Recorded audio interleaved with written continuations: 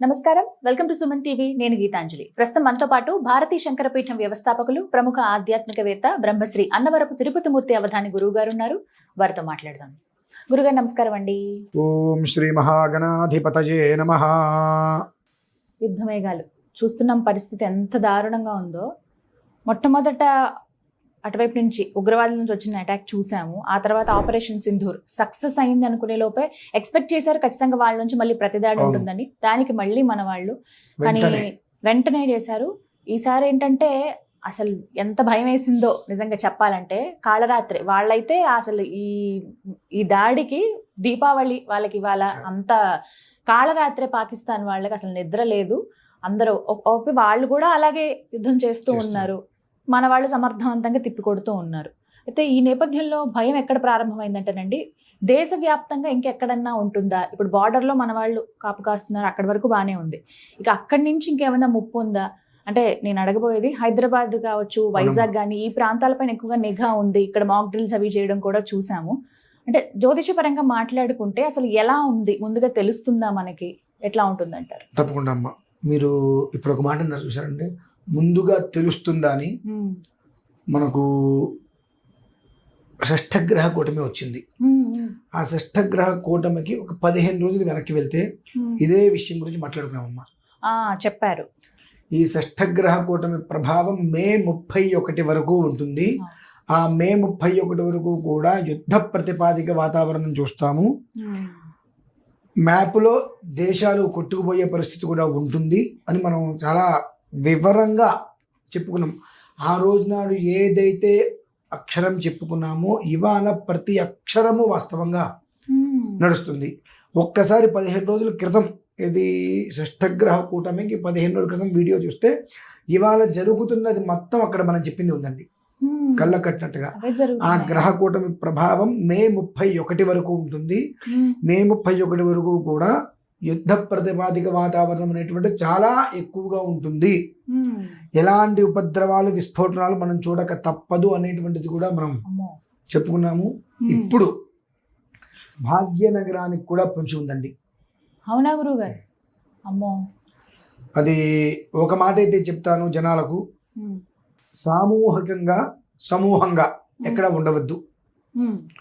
ఏ క్షణాన్ని ఎలాంటి విస్ఫోటనాలు జరుగుతాయో, ఎలాంటి దూష ప్రభావం అంటారు దాన్ని, అంటే మంచి చెడు అనేటువంటి విషయాన్ని వదిలేసి ఎక్కడో జరుగుతుంది కాబట్టి మా దేశం మీద జరుగుతుంది అనుకుంటూ ఈ దేశంలో ఉంటూ ఈ దేశం తిండి తింటూ ఇక్కడ ఉన్నటువంటి కొంతమంది చేసేటువంటి దుష్ప్రవర్తన దారుణాతి దారుణంగా మాత్రం మనం చూడటానికి ఎక్కువ అవకాశాలు ఉన్నాయి. 31 లోపు ఉంటుందండి. 31 తర్వాత ఒక రకమైన ప్రశాంతత వాతావరణం చూస్తాం. కాషాయ జెండా ఎగరేస్తాము, తెల్ల జెండాలు ఎగరేస్తాం, అన్నీ అది వేరే విషయం.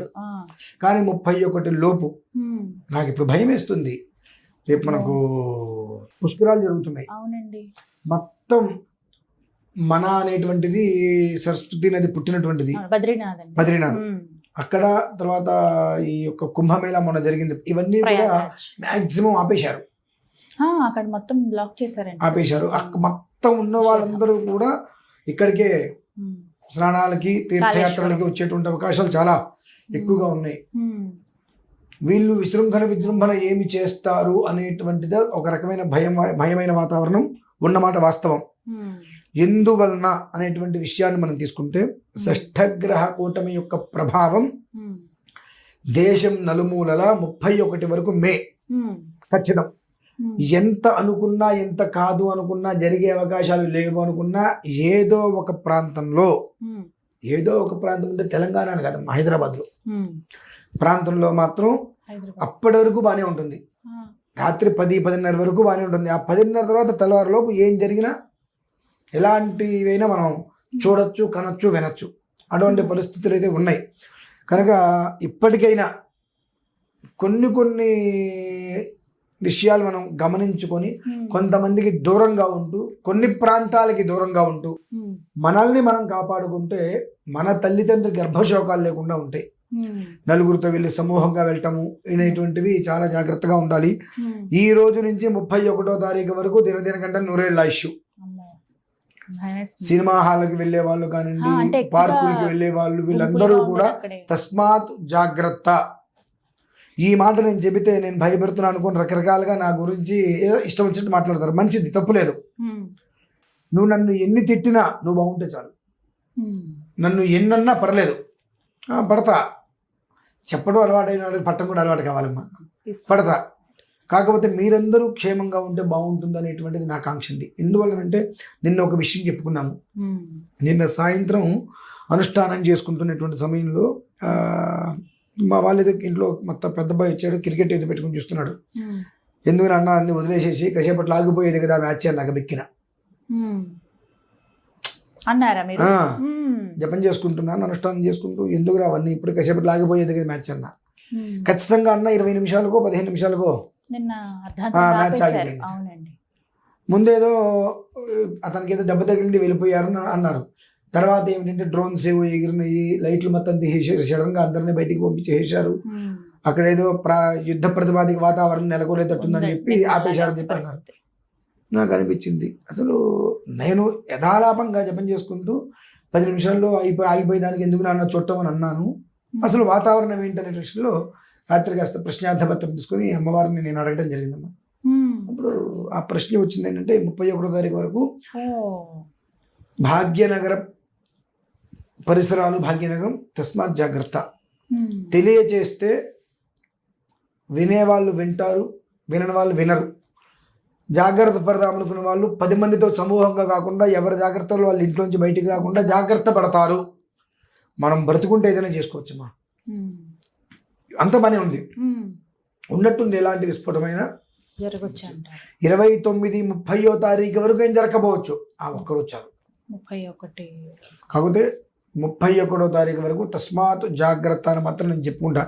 ఈ విషయం గురించి ఇదే మన హైదరాబాదు పరిసరాల్లో ఈ రకమైన పరిస్థితులు నెలకొల్తాయి అనేటువంటి విషయాన్ని కూడా షష్టగ్రహ కూటమి ముందు నేను చెప్పానమ్మా. ముందు మాట్లాడారు వీటి గురించి.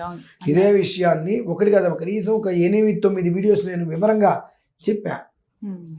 అంటే ఒక ప్రమాదం జరుగుతుంది అని హెచ్చరించినప్పుడు జరిగినప్పుడు చూద్దాంలే అనుకుంటారు. చూడటానికి ఏం లేదమ్మా. ఇప్పుడు మన భారతదేశంలో చాలా ప్రమాదాలు ఉన్నాయి, దాని ప్రభావమే.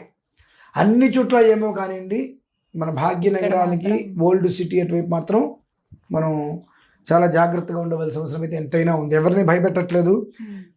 షష్టగ్రహ కూటమి ద్వారా జరిగేటువంటిది ఏదైతే ఉన్నదో 6 గ్రహాలు ఒకే చోట ఉండటము, దాని యొక్క ప్రభావం ఏ ప్రాంతం మీద పడుతుందనేటువంటి విషయాన్ని ఇదివరకే పూర్తి వివరంగా విపులంగా వివరించుకోవడం కూడా జరిగింది. దాని ప్రభావం నిన్న జరిగిన చిన్న విషయం, జపం చేసుకుంటూ కాసేపట్లో ఆగిపోయే మ్యాచ్ చూడటం దేనికని యథాలాపంగా అన్నాను. అదే జరిగింది. ఏంటని ప్రశ్నార్థపత్రం వేస్తే మొత్తం అర్థమైంది. కాబట్టి ఆ విషయాన్ని ఇవాళే చెప్పడానికి మూల కారణం ఏంటంటే సమూహంగా మాత్రం ఎక్కడ ఈ 15-20 రోజుల పాటు మనం సమూహంగా లేకపోతే వచ్చే నష్టమేం లేదు.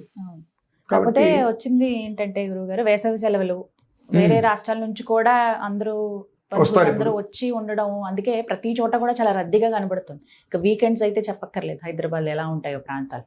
ఈ నేపథ్యంలో కాస్త జాగ్రత్త. ఒక మాట చెప్తాను, మనం కొన్ని సంవత్సరాల క్రితం చాదర్ ఘాట్ గురించి ఒకటి మనం అటువంటిది పునరావృతం అయ్యే అవకాశాలు ఉన్నాయి, జాగ్రత్త. కోటి దగ్గర జరిగింది ఆ చాదర్ ఘాట్ బాంబులు అవి అయిపోయినాయి కదండి. అటువంటి ఒక్క పరిస్థితులు ఏ క్షణాన ఏ మూలైనా సరే జరగడానికైతే సంసిద్ధంగా వ్యవహారాలు నడుస్తున్నాయి.